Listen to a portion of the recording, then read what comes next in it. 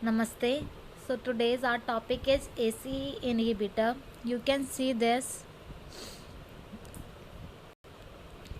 You can see this how the ACE inhibitor work. You can see the angiotensin 1 and angiotensin 2.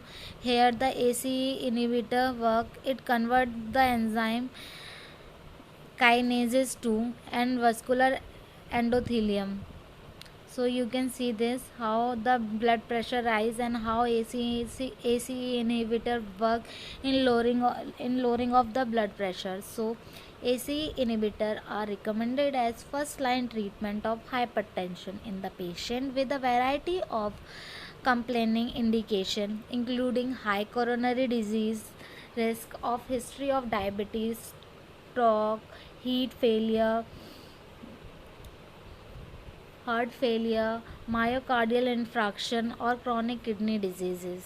ACE inhibitor also responsible for the breakdown of bradykinin, a peptide that increases the production of nitric oxide and prostaglandin by the blood vessels. Both nitric oxide and procyclin are potent vasodilator. ACE inhibitor decrease angiotensin 2 and increase bradykinin level. Vasodilation is result of decreased vasoconstriction from the diminished level of angiotensin 2 and enhance the vasodilation from the increased bradykinin by reducing circulating angiotensin 2 level. ACE inhibitor also decrease the secretion of aldosterone resulting in increasing or resulting in decreasing of the sodium level. ACE inhibitor reduce both cardiac preload and afterload, thereby decrease cardiac work. So you can see the ACE inhibitor here, and you can compare the features uh, of the different inhibitor, and you can see there the mode of action also in this table. Next is ACE inhibitor adverse effect. The adverse effect profile of all ACE inhibitors is similar. Captopril is well tolerated by most patients, especially if its daily dose kept below 150 mg.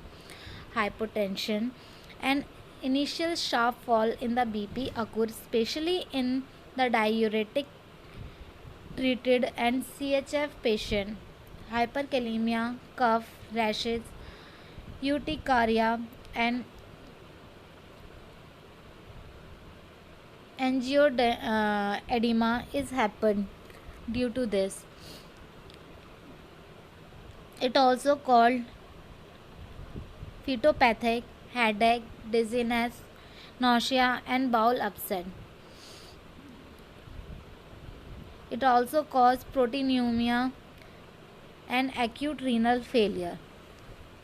The advantage of ACE inhibitor is free of postural hypotension, electrolyte disturbance, feeling of weakness, and CNS effect.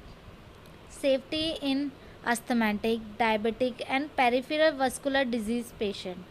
Long-term ACE inhibitor therapy has the potential to reduce incidence of type 2 diabetes in high-risk subjects. No rebound hypertension on withdrawal.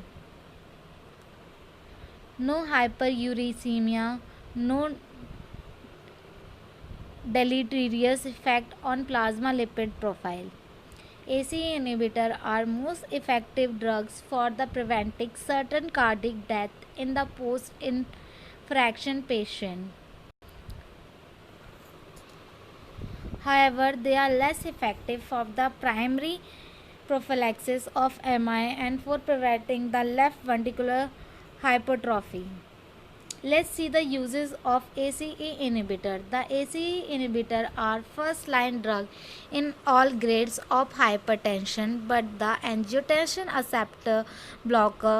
have receptor blocker have now surpassed them in popularity.